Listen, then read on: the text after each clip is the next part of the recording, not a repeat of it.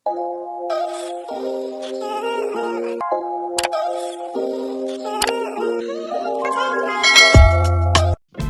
guys! I-share ko lang sa inyo ang magang pamasko mula sa SSS. So, naglabas na ng announcement si SSS na may maagang pamasko mula sa kanila.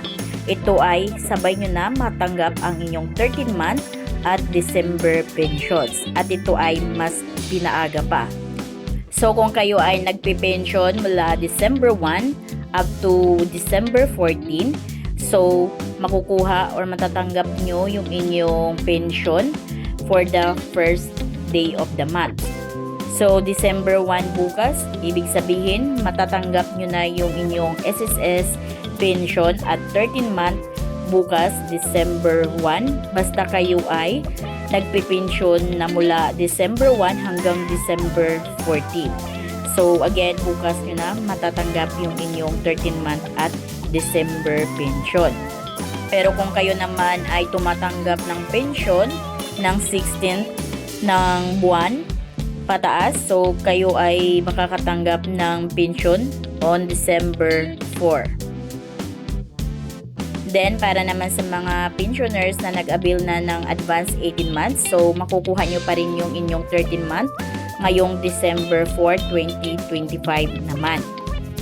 December 4, 2025 is ngayong parating na Thursday na. So, matanggap nyo na yung inyong 13th month.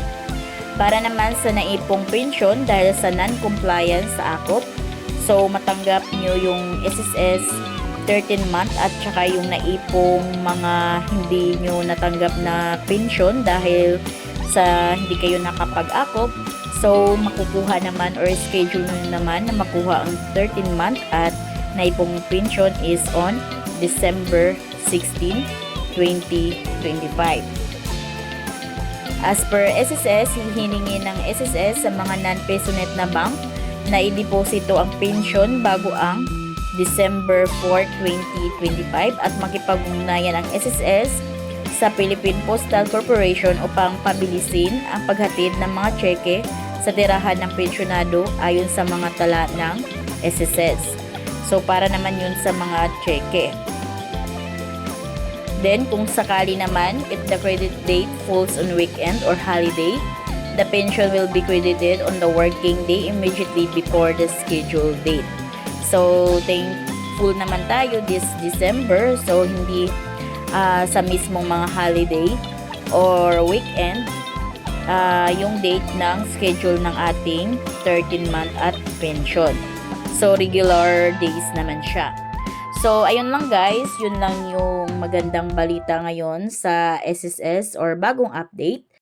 So, sa mga nakaschedule bukas, December 1, makukuha nyo na yung inyong SSS pension at 13-month bukas, December 1. So, ayun lang guys. Please subscribe. Thank you for watching.